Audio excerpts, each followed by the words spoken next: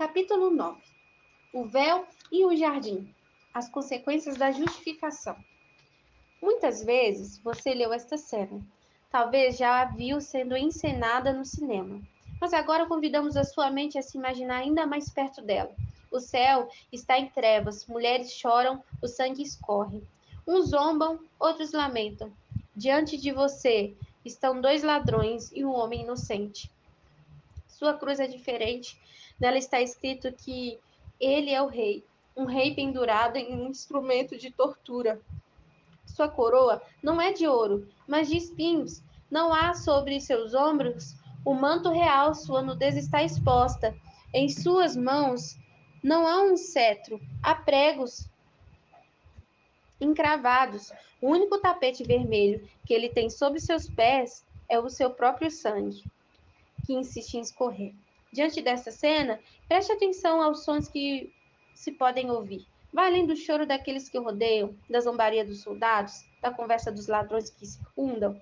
Ouçam a voz do rei que sofre, pois seus últimos brados liberam um som jamais ouvido. Um som que mudará a sua história. Você consegue ouvir? Há um som de pano se rasgando semelhante ao de alguém que rasga suas roupas. O som de pano se rasgando é um dos sons mais importantes da história do universo. Esse som vem lá do interior do templo, no alto da cortina, onde mãos humanas não alcançam, a mão invisível de Deus vem rasgando de cima para baixo o véu que há milênios impedia os seres humanos de se aproximar. Quando a ira de Deus caiu sobre o Cristo, por causa dos nossos pecados, ele cumpriu a justiça, pois, como vimos, o homem deveria morrer pelo seu erro. Todavia, Jesus toma o lugar do homem. Quando isso acontece, o véu é rasgado. O acesso ao lugar mais íntimo de relacionamento com Deus é liberado. Não para um sumo sacerdote, uma vez por ano, mas para todo cristão justificado pelo sangue de Jesus. Esse é um dos efeitos da justificação. Subtítulo: Paz com Deus. Temos sido, pois, justificados pela fé. Temos paz com Deus para o nosso Senhor Jesus Cristo. Romanos 5:1. O apóstolo Paulo nos diz que pela justificação em Jesus Cristo, nós temos paz com Deus. Ora, se temos paz hoje é porque um dia estivemos em guerra. Como já vimos, os pecadores estão debaixo da ira de Deus. No início do livro de Romanos, vemos Paulo mostrar que a ira de Deus está sobre toda impiedade e injustiça dos homens. Com veemência, o apóstolo faz questão de dizer que tanto o judeu como o não-judeu estão debaixo do pecado, pois todos pecaram e destituídos estão da glória de Deus. Romanos 3:23.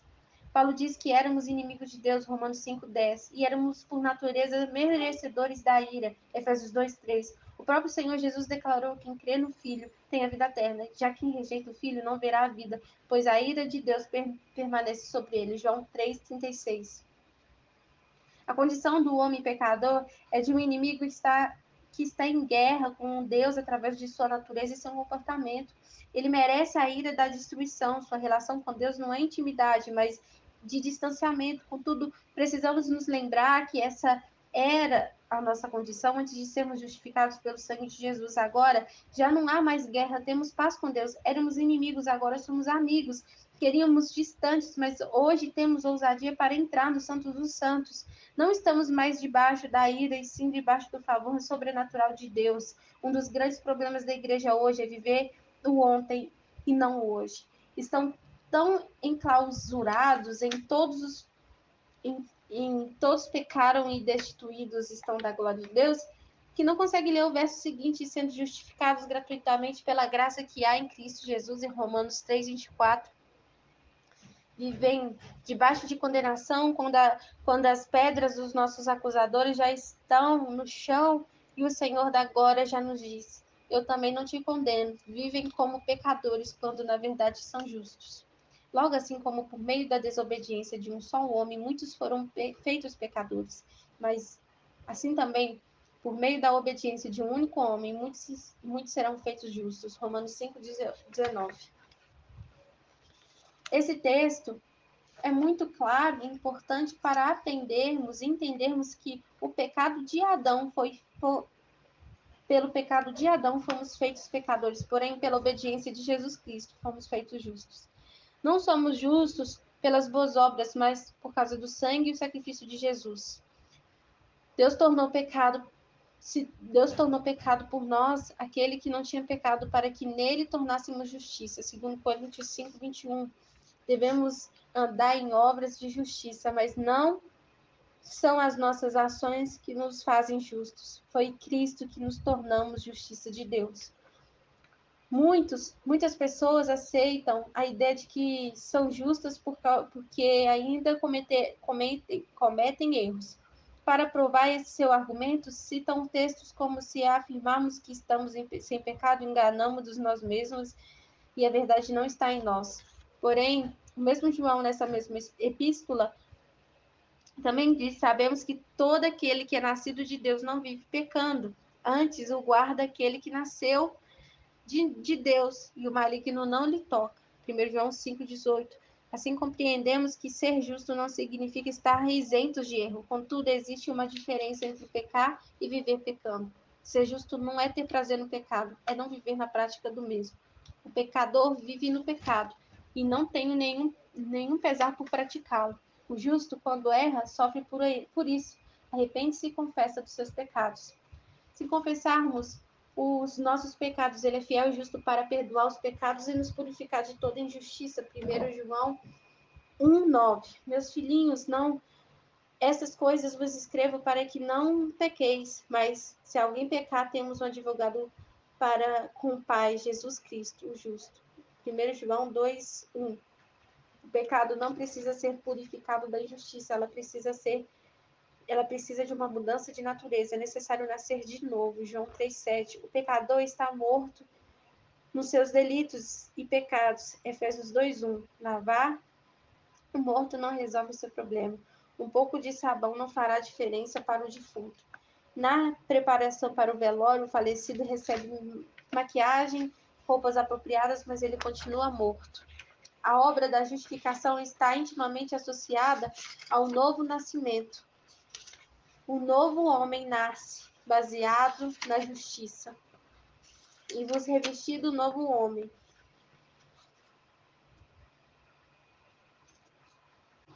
que segundo Deus foi criado em verdadeira justiça e santidade. Efésios 4, 24. Deus deu vida a cada um de nós e fez o nosso espírito nascer justificado. Alguns dizem por aí que Deus nos justificou, mas que ainda somos pecadores. Eles falam que através de Cristo somos apenas declarados justos.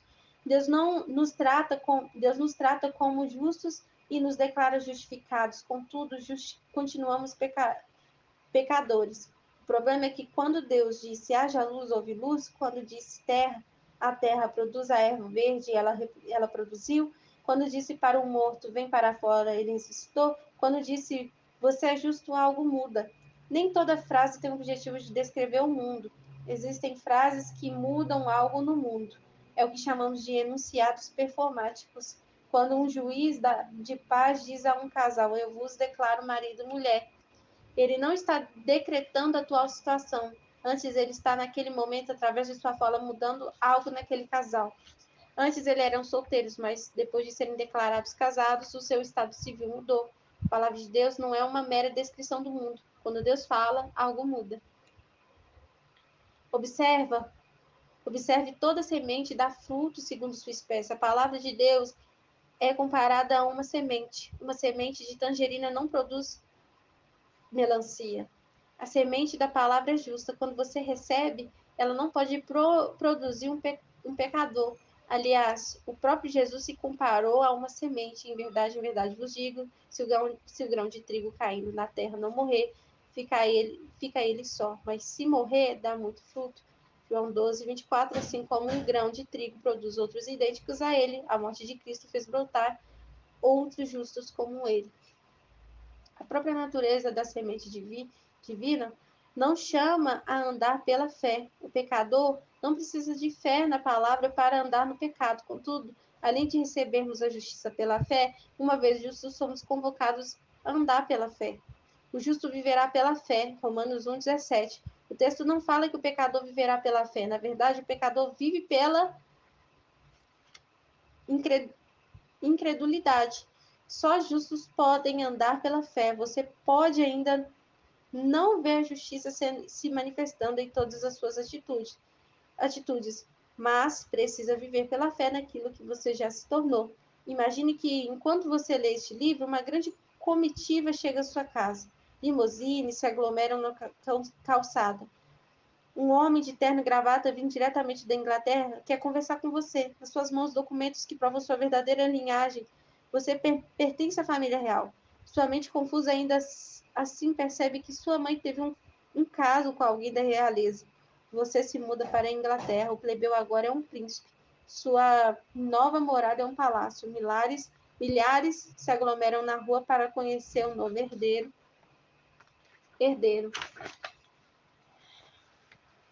Todavia, sua postura não é de príncipe, mas de plebeu. Seu aceno de mãos é descompensado e sem postura real. À mesa, você fica assustado com a quantidade de talheres, não sabe como usá-los e quando usá-los. Nada disso, porém, desfaz o fato de que você é um príncipe. Talvez você ainda não se comporte como um justo. Ainda tem coisas a mudar na sua vida, contudo, você tem um seu nome escrito no livro da vida. Há documentos no céu que garantem a sua filiação e comprovam que você é justo. Você aprenderá a viver como um príncipe, será santificado, seu comportamento vai se alinhar com a sua identidade, porque por meio de um único sacrifício ele aperfeiçoou para sempre os que estão sendo santificados. Hebreus 10, 14.